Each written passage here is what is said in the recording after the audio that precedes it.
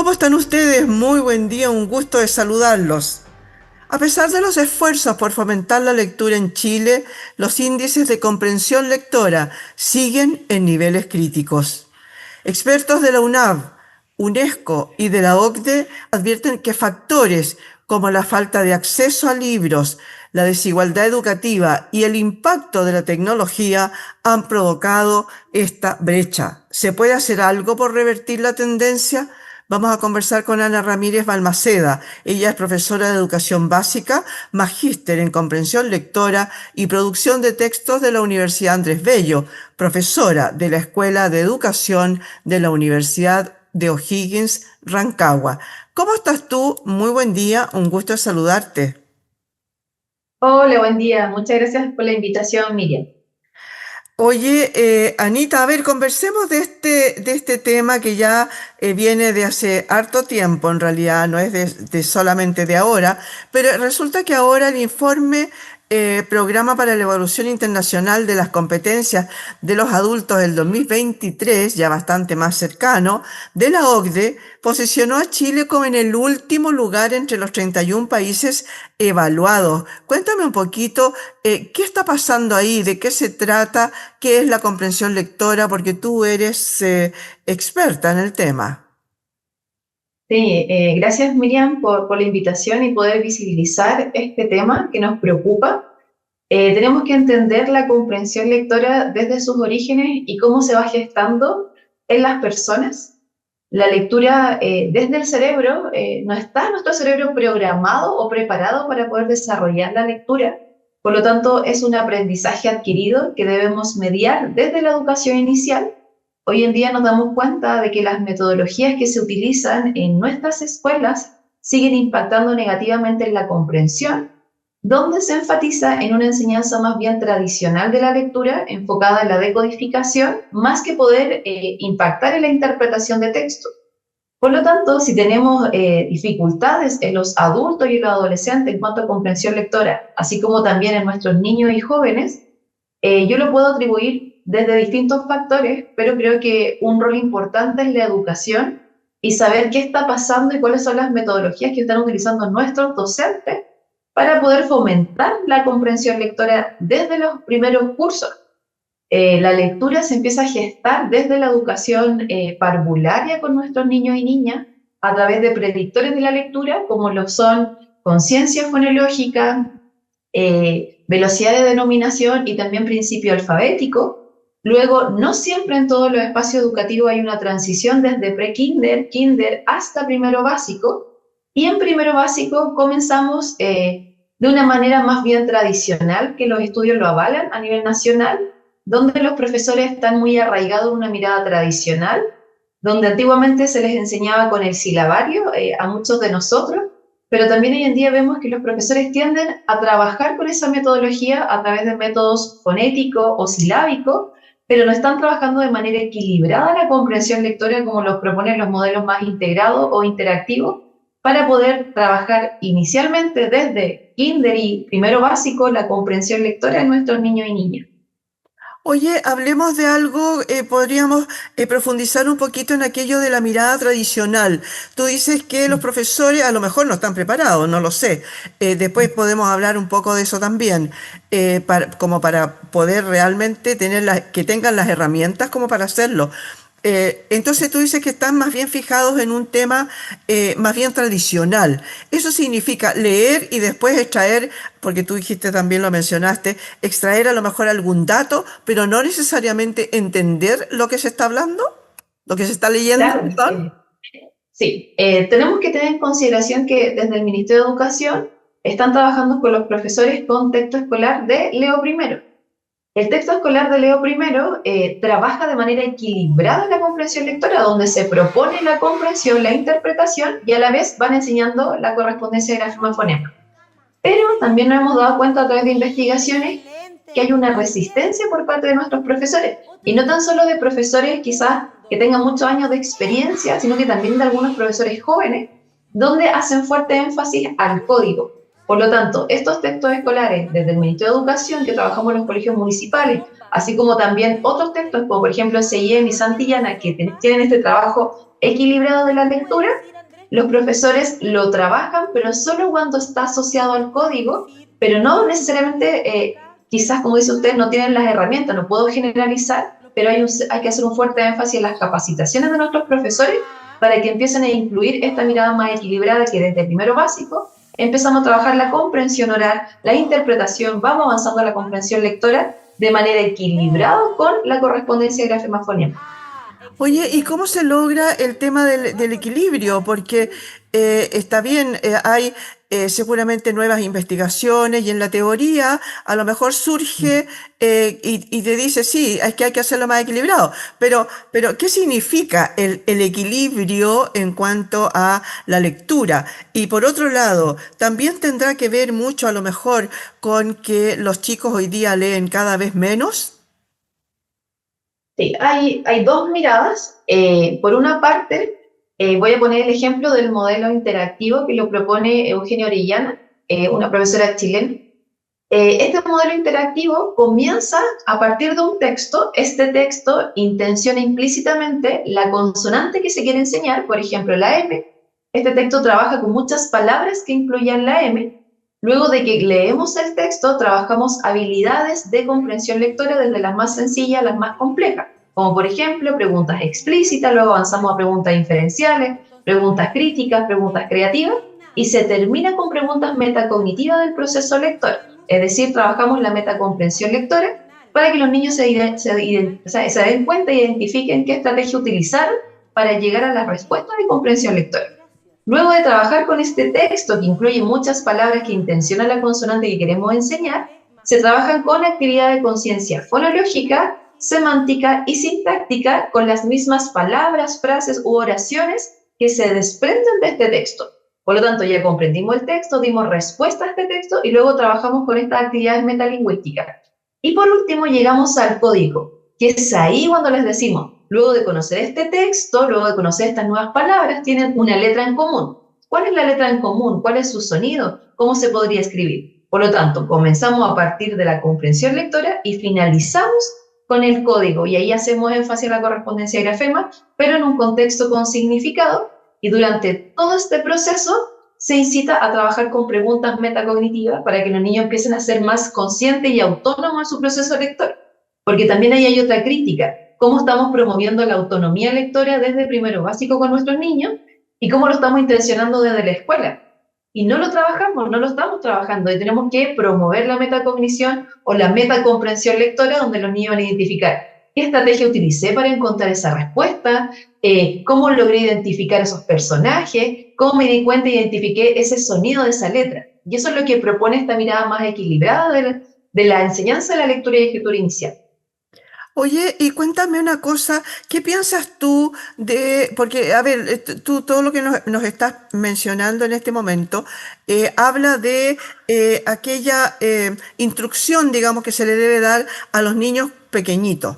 Pero resulta que hay personas de 65 años que tampoco tienen las competencias suficientes en comprensión lectora y en ese tiempo no había ninguna de estos estudios últimos, de estas investigaciones que se han hecho de tal manera de partir, de alguna manera, no sé si entiendo bien, a lo mejor al revés, en una mirada más amplia, ¿no? Y no solamente enfocado a la letra específica. Pero la persona de 65 años estudió con el silabario y seguramente no Exacto. tenía televisión o si la tenía era bastante acotado los tiempos, no tenía las tecnologías de hoy, pero tampoco tiene la comprensión lectora. Cuéntame, ¿qué pasa ahí?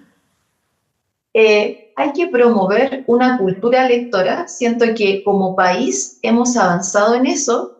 Nosotros contamos con políticas públicas asociadas a la lectura y a la biblioteca. Tenemos espacios sociales, como por ejemplo el bibliometro, para potenciar en nuestros adultos jóvenes a poder tener mayor acceso a la lectura.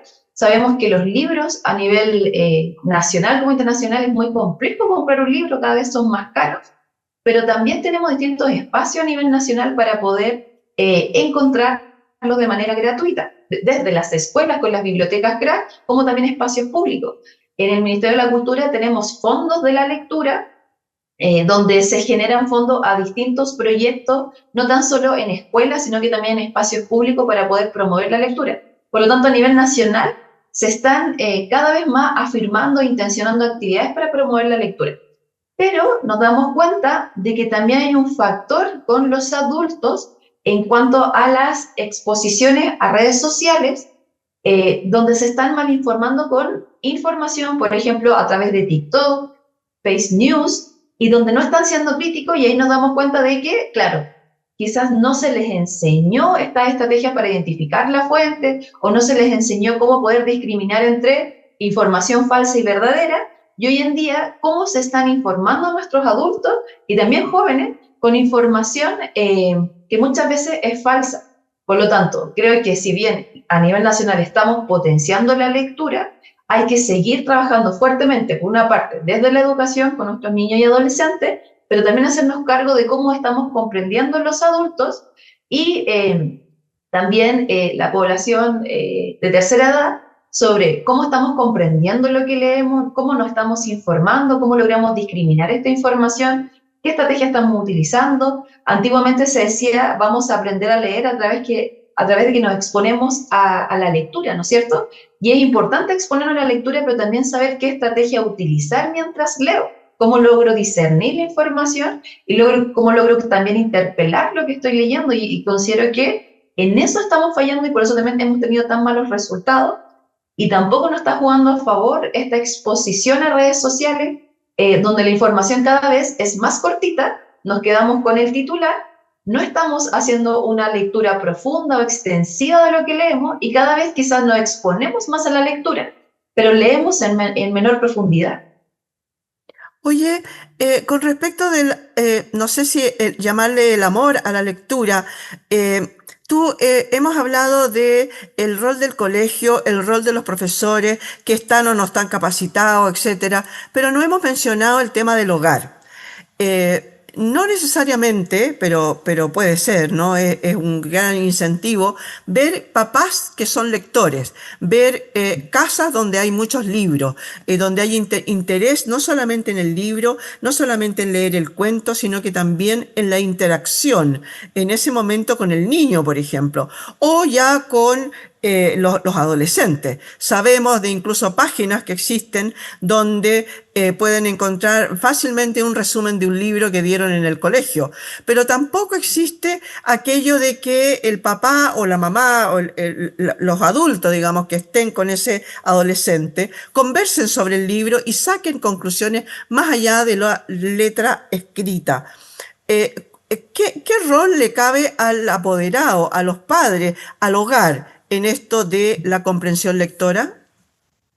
El rol de los apoderados y la familia es clave, porque para poder favorecer la comprensión lectora tenemos que hablar de vocabulario, y el vocabulario se trabaja a partir del hogar, de nuestras experiencias, nuestras vivencias, cómo vamos comprendiendo y vivenciando el lenguaje. Y nuestro primer acercamiento al lenguaje es a través de nuestros padres, abuelos, nuestros hermanos. Por lo tanto, muchas veces nuestros niños y niñas llegan a primero básico y como profesores nos damos cuenta que vienen con un vacío en cuanto al vocabulario. Por lo tanto, ¿cuál sería la mediación por parte de la escuela con las familias que probablemente tenemos distintos contextos socioculturales? Y considero que los padres no tienen por qué saber qué estrategia utilizar con su hijo para poder fomentar la comprensión lectora, pero quienes se pueden hacer cargo y pueden hacer esa mediación es la escuela. Por lo tanto, ahí yo pongo un rol fundamental de los apoderados y también desde los equipos directivos de los colegios para que puedan invitar a los apoderados a enseñarles estrategias de cómo puedo quizás trabajar un cuento, invitarlo a que en la biblioteca atrás se pueden prestar también libros a los apoderados para que ellos puedan leer junto a sus hijos. No tan solo es importante leer, que eso ya es un gran avance, también es cómo vamos haciéndoles preguntas a nuestros hijos sobre lo que nos vamos encontrando en nuestros textos. Por lo tanto, creo que esta gran mediación, y para poder también ampliar la cultura de nuestros niños y niñas y ampliar su bagaje cultural y ampliar su vocabulario, es, por una parte, aumentar la lectura en las casas, que sus padres tengan las herramientas para poder guiar este proceso, y también la dedicación y el tiempo, porque muchas veces los padres son conscientes de que es importante abordar la lectura, son padres profesionales que también ellos ponen el ejemplo de la lectura, pero a veces no tenemos el tiempo, el espacio, la dedicación de trabajarlo con nuestros niños y niñas. Por lo tanto, también dedicarle un tiempo a la lectura, y no tan solo a la lectura de textos tradicionales, también podemos trabajar con textos multimodales, que hoy en día para los niños es más atractivo porque ese es su lenguaje, y estos textos multimodales los podemos trabajar a través de cortos y luego le podemos hacer preguntas, a través de algunas películas, a través de canciones, que con las canciones también podemos trabajar e intencionar la comprensión lectora. Por lo tanto, si le entregamos esta herramienta desde la escuela a los apoderados, podemos generar un trabajo colaborativo y en función del bagaje cultural, el vocabulario y ampliar la mirada también del mundo de nuestros niños y niñas. Oye, me gustaría profundizar un poquito más en eso, pero también te quiero hacer una pregunta que se va como por otro lado. ¿Puede ser que a lo mejor de alguna manera esté influyendo en estos resultados tan pésimos en realidad que tuvimos, el atribuir algo al ausentismo escolar? A lo mejor la pandemia también nos jugó en contra porque estos resultados son del 2023. O sea, veníamos con la herencia de la pandemia, con la herencia del ausentismo escolar. Hoy día los papás están pensando a lo mejor en que ya no es tan necesario que los chicos vayan al colegio. Claro, es un buen tema porque creo que debilidades en comprensión lectora hemos tenido siempre que se hicieron más visibles post pandemia. También la familia en la pandemia ocupó un rol clave porque, por ejemplo, para los niños de primero y segundo básico, ellos tuvieron que guiar este proceso de lectura. Y como los papás, de manera muy ingenua y muy amable, quisieron guiar este proceso a través del silabario. De hecho, en pandemia aumentó la compra de silabario en las ferias para poder guiar tanto de padres como abuelitos, porque los papás trabajaban, el proceso de lectura y escritura inicial. Por lo tanto, ahí retrocedimos nuevamente en hacer fuerte énfasis en el código y no hacia la comprensión lectora, por un lado. El ausentismo, en cuanto a post-pandemia, creo que también atribuye a distintos factores. Por ejemplo, en la pandemia nos dimos cuenta de la importancia de la salud mental en nuestros niños y niñas. Aumentaron los porcentajes de ansiedad, angustia en los niños pequeñitos. De hecho, había niños con crisis de pánico a la vuelta de pandemia, de tercero básico, cuarto básico, que eso nosotros lo veíamos en la enseñanza media o en la universidad. Por lo tanto, quizás no hubo mayores cambios a nivel nacional en los colegios post pandemia, que a lo mejor todos pensábamos que íbamos a dar un espacio de volvamos a conectarnos, volvamos a sentir qué nos está pasando, y no pasó, y nos enfocamos nuevamente en los contenidos y los contenidos que estaban atrasados. Por lo tanto, hubo mucho apoderado que decidió buscar colegios de manera no tradicional, como por ejemplo colegios Waldorf, Montessori, escuelas modernas, para que los niños volvieran a conectar con sus emociones, porque se dieron cuenta de que la escuela tradicional no estaba pasando. Por lo tanto, el ausentismo no incluye estos colegios que no están inscritos en el ministerio. Por lo tanto, desde mi percepción, hay un porcentaje de estudiantes que efectivamente no fue a la escuela, que es de los contextos socioculturales más bajos, donde tuvieron que salir a trabajar por la crisis que tenemos económica, pero hay un porcentaje también muy importante de nivel de contexto sociocultural alto, donde sacaron a sus estudiantes de estos colegios más tradicionales y los inscribieron en colegios donde la matrícula no aparece en el Ministerio de Educación, pero sí se están educando de otra forma. Y por eso también en los últimos años han aumentado los exámenes libres. Si uno busca los resultados de los exámenes libres, cada vez va aumentando más, porque los colegios tradicionales no están dando respuesta a las necesidades de nuestros niños. Oye, en algún momento tú mencionaste el tema de las tecnologías, que eran el lenguaje de hoy. Conversando con una persona un día me dijo, pero ¿cómo que no leen? Pasan todo el día leyendo en el teléfono. Pasan leyendo a lo mejor en el Instagram, ven fotos y leen el pie de la foto. Eh, la idea es leer cualquier cosa y entender cualquier cosa o mantener un tiempo, porque un libro no es de 5 minutos, no es de 2 minutos, no es de 30 segundos, como pasa con los videos de TikTok, por ejemplo, o de Instagram, o lo que sea, de cualquier red social. Un libro en el que tiene mínimo, digamos, 200 hojas, ya para pensando en una persona más grande, y un cuento a lo mejor tiene cuánto, 8 o 10 páginas, tiene muchas ilustraciones, etcétera. Eh, pero al leer un libro, uno mantiene un relato por un tiempo determinado, más largo. A eso me refiero. ¿Estamos leyendo hoy día versus las tecnologías? Tú dices que es el lenguaje de hoy. ¿Seguimos con eso? Yo considero que hay mayor exposición a la lectura, pero no hay mayor profundidad con la lectura. Y esa es la gran dificultad, porque tenemos estos mensajes que son breves, donde cada vez nuestros niños, jóvenes y adultos pierden la atención muy rápido, donde yo pierdo el interés también muy rápido porque la información es muy breve, por lo tanto yo no profundizo y no analizo ni interpreto lo que se me está exponiendo en redes sociales y quedo con la sensación de que cada vez están dando mucha información a mí, pero ¿qué hago con esa información? Esa información es válida, esa información es información basura muchas veces. Por lo tanto, yo creo que por una parte está perjudicando en la extensión de lo que leo y también en la profundidad y en la crítica de lo que me estoy enfrentando. Y por otra parte, siento que está perjudicando en la atención. Y donde a mí el foco que me preocupa más es por una parte en los más chiquititos, pero también en los adultos mayores, donde siento que cada vez la atención o la profundidad que pongo a la información de mi entorno es menos extensa. Y antiguamente uno tenía el hábito de ver a los adultos mayores leyendo libros y hoy en día se están llevando información rápida, breve y muchas veces falsa a través de redes sociales, porque tenemos el celular y ahí tenemos la información rápida que muchas veces es entretenida, a veces nos quedamos con el titular que es atractivo pero no es real y no estamos enseñando a los adultos mayores a criticar la fuente como lo mencionaba delante. Oye, sí, porque, a ver, eh, el hecho, por ejemplo, de los videos o la información más bien entregada, por ejemplo, a través de Instagram, ¿no? Hoy día se usa mucho lo que le llaman carruseles, en el que sale una información y yo hago el slide y paso a la siguiente y a la siguiente, y está toda la información resumida para mí. ¿No? Ya no está, ya no tengo que encontrarla en 200 páginas donde ha ido profundizando cada uno de esos temas y me quedo con solamente ese resumen que alguien hizo, intencionadamente, obviamente, para uno, ¿no es cierto? Entonces, ¿qué pasa ahí? Porque volvemos a lo mismo, me quedo con los titulares, como dices tú, pero no profundizo y me quedo con eso y eso es, ¿no? Eso es lo que está pasando hoy día con estos videos de Instagram, que antes pasó con la televisión, cuando recién partió.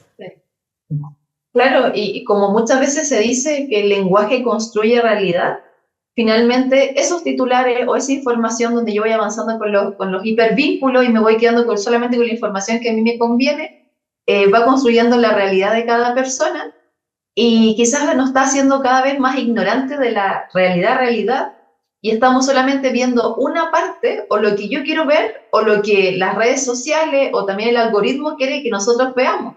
Pero ¿dónde podemos tener esa variedad de información? Son en las bibliotecas, en los libros, y siento que ahí que a nivel nacional tenemos que hacernos cargo de cómo volvemos a encantarnos a través de los libros, cómo vamos a volver a las bibliotecas, cómo podemos generar más espacios culturales y sociales para poder promover la lectura.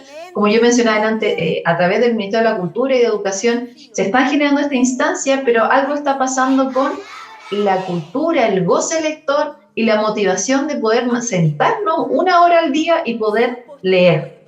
Entonces ahí hay que buscar esa conexión entre tanto niños, adolescentes como adultos, que finalmente la tecnología nos está quitando esa oportunidad tan rica de poder vivir el lenguaje a través de un contacto tan personal de uno con el libro.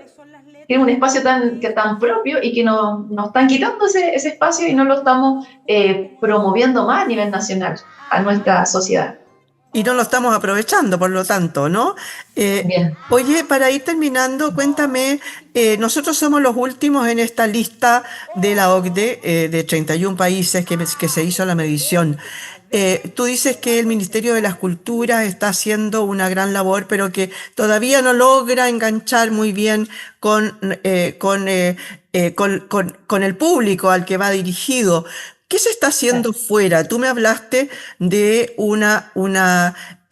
un profesor chileno que ha hecho un